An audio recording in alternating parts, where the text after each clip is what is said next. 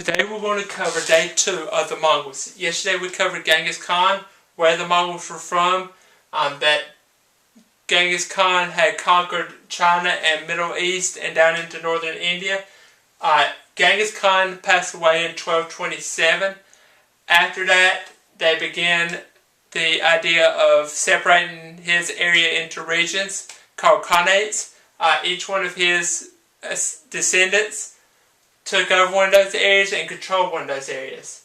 Let's move on to today. We're going to talk about the Pax Mongolia, what happened after Genghis Khan died, and what happened to the Mongols. So let's begin with the Pax Mongolia.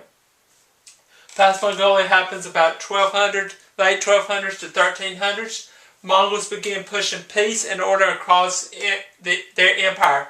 What Pax Mongolia basically means is Mongolian peace. Okay, traders could trade safely across the Silk Road, and they wouldn't be harmed if they were trading. Trade between Europe went up, but diseases spread. We'll talk more about that a little bit later on in our school year. After Genghis Khan died in 1227, the next great ruler to rule the Mongols was Kublai Khan in 1260. He was named Great Khan. He's the grandson of Genghis. He reserved government jobs for the Mongols in his empire. China does not like this. Khan tried unsuccessfully to invade Japan. After 50 plus days, these magical typhoon winds come, and he is never able to invade Japan. So that is the one area that he is unsuccessful at.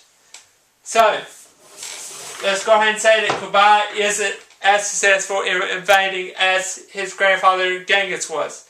Khan decides that he's going to adapt. He knows he's not as successful at invading, so he adapts in other ways. He adapts to Chinese culture. He becomes involved in the culture of Chinese.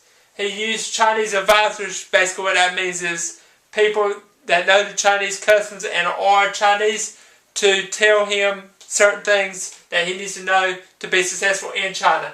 But he continues to give the high position to the Mongols. He expands trade over the Silk Road. So, Kublai does all these things. But before he is ever able to expand the empire even more, he ends up dying. Mongols, as a result, grow weak and poor. They cannot agree on their new rulers. As a result, rebellions, groups that think they are strong, trying to push other groups out, and famine. Famine is basically when you do not have enough food for your people to survive. Happened against the Mongols. So, the Mongols have collapsed.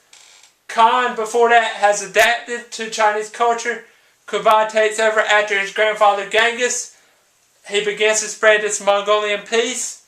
And China begins to rebuild their empire slowly but surely. They begin to kick out the Mongols. They begin to spread their culture again, little bit by little bit, after they push the Mongols out. This is the second Mongol lesson for today.